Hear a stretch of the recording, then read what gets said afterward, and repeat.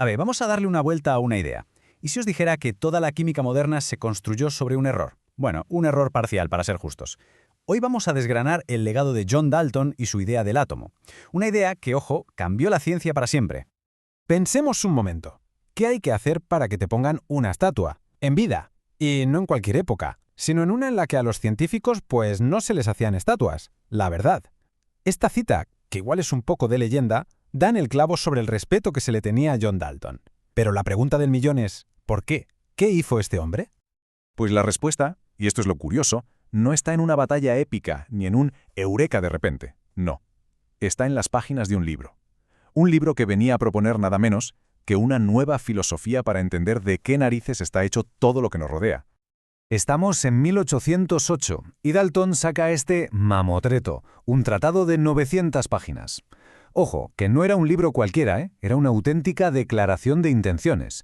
Y dentro, una idea que lo iba a poner todo patas arriba, que toda la materia, todo, está hecha de unas partículas diminutas, indivisibles, a las que llamó átomos. Y lo bueno de los principios de Dalton es que eran elegantísimos, de una simplicidad genial. A ver, vamos por partes. Primero, cada elemento tiene sus propios átomos, y cada uno tiene un peso diferente. Segundo, los átomos ni se crean ni se destruyen, solo cambian de sitio. ¡Bum! Ahí tienes explicada la conservación de la masa. Y tercero, y esto es la clave de todo, cuando se juntan lo hacen en proporciones sencillas, de números enteros. O sea, 1 con 1, 1 con 2, pero jamás 1 con 1,5. Y esto es la base de lo que conocemos como la ley de las proporciones múltiples, una de las piedras angulares de toda la química. Claro, tener la teoría estaba muy bien, pero ¿cómo se aplicaba eso en la práctica? Dalton necesitaba reglas, un manual de instrucciones. Y fue justo ahí, al proponer sus reglas de simplicidad, donde su genialidad se encontró con un giro de guión de lo más interesante. Aquí está el meollo de su forma de pensar. Dalton era un convencido de que la naturaleza es elegante, que no se complica la vida. Así que propuso el principio de máxima simplicidad. ¿Y qué decía esto? Pues básicamente que si tienes dos átomos que se van a juntar, lo más normal, lo más lógico, es que lo hagan de la forma más simple posible, 1 a 1. A no ser que tengas pruebas clarísimas de lo contrario, la naturaleza siempre va a tirar por el camino fácil. Y esto es genial, porque aquí vemos a la vez su brillantez y su metedura de pata. Si aplicamos su regla, a ver, hidrógeno y oxígeno se combinan, pues lo más simple es 1 y 1. ¡Listo! El agua tiene que ser HO. Y con el amoníaco, pues lo mismo, un hidrógeno, NH. Claro, hoy sabemos que esto no es así, pero en su momento la lógica era impecable. Era una hipótesis súper elegante con los datos que tenía sobre la mesa. Y es que aquí está el punto clave. Dalton no tenía forma de saber por qué se estaba equivocando. O sea, electrones, capas de valencia, enlaces covalentes, que son los que de verdad deciden cómo se juntan las cosas. Para todo eso faltaba todavía un siglo. Su error no fue de razonamiento, para nada. Fue un error por falta de piezas en el puzzle. Vale, entonces la fórmula del agua estaba mal. ¿Quiere decir que toda su teoría era un desastre? Pues no, para nada, todo lo contrario. Se convirtió en los cimientos, unos cimientos sólidos, aunque tuvieran alguna grieta, sobre los que se levantó toda la química del siglo que vino después. Si miramos la cronología, se ve clarísimo. Desde 1808, durante casi 100 años, la química tiró para adelante de maravilla con el modelo de Dalton.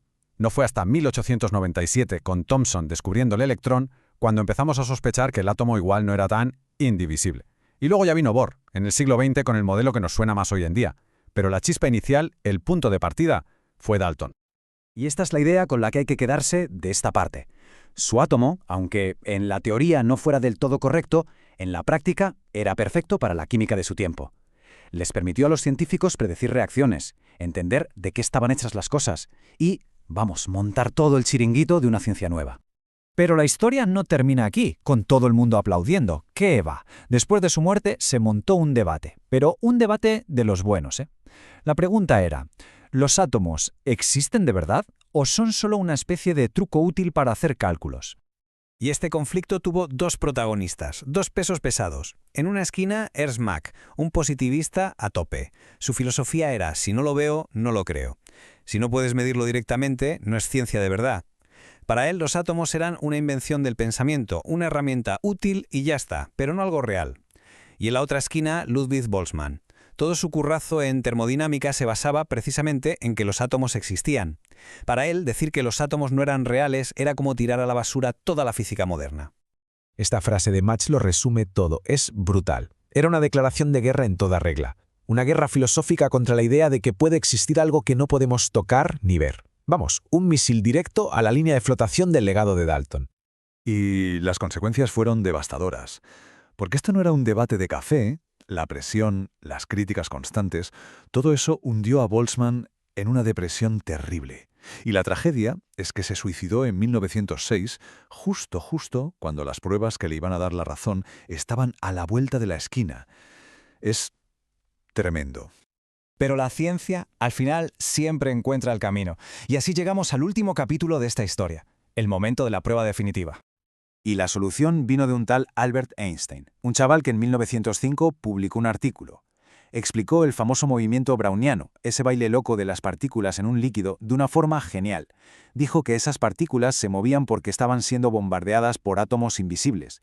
No era una foto de un átomo, claro, pero era una prueba matemática que no se podía discutir. Y cuando Jean Perrin confirmó con sus experimentos los cálculos de Einstein, se acabó. Fin del debate. Y al final, todo el asunto se pudo cuantificar, reducir a un solo número. El famoso número de Avogadro. La cifra mágica que conecta el mundo microscópico de los átomos con nuestro mundo, el que podemos pesar y medir. Pero, ¿qué es exactamente este número? Pues pensémoslo como un puente. Es el número de partículas que hay en una cantidad muy concreta de algo, lo que los químicos llaman un mol. La idea, que vino de Amedeo Avogadro, es que si tienes el mismo volumen de dos gases distintos, tienes el mismo número de moléculas. Así que, con esa constante, si podías pesar un mol de cualquier cosa, ¡zas!, podías calcular cuánto pesa un solo átomo. Una pasada.